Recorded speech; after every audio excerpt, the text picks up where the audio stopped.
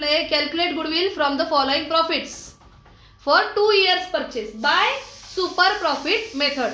तुम्हाला 5 वर्षाचा जो मागच्या प्रॉब्लेममध्ये प्रॉफिट होता ना, सेम तोच ठेवला मी. प्रॉफिट चेंज केलेला नाही. फक्त 2 एक्स्ट्राच्या गोष्टी दिल्या. काय दिल्या?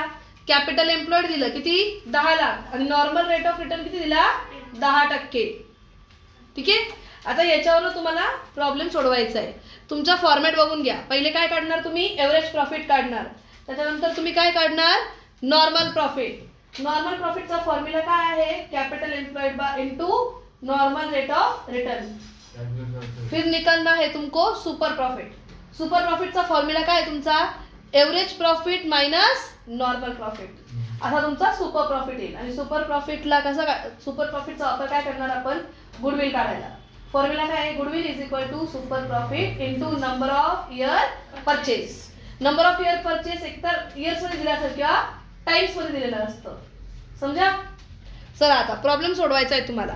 एव्हरेज प्रॉफिट ऑलरेडी काढलेला होता मी, तो खोडलेला नाहीये. आता काढायचं आहे तुम्हाला capital employed. Capital employed sorry normal profit. Capital employed किती तुमचा? 10 लाख गुणिले normal rate of return 10%. 10 lakh into 10% केलं की उत्तर किती येतं? 1 लाख. किती येणार? 1 लाख. हा तुमचा नॉर्मल प्रॉफिट. आता तुम्हाला काढायचं आहे सुपर प्रॉफिट. सुपर प्रॉफिट कसा काढाल? Average profit minus normal profit.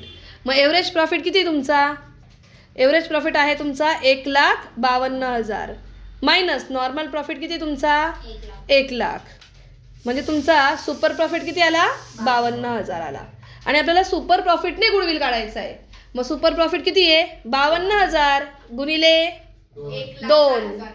मग किती आले? 1,04,000. सुपर प्रॉफिट मेथडने गुडविल काढल्यावर किती आलं? 1,04,000. भावना पोचली? चला लिहा.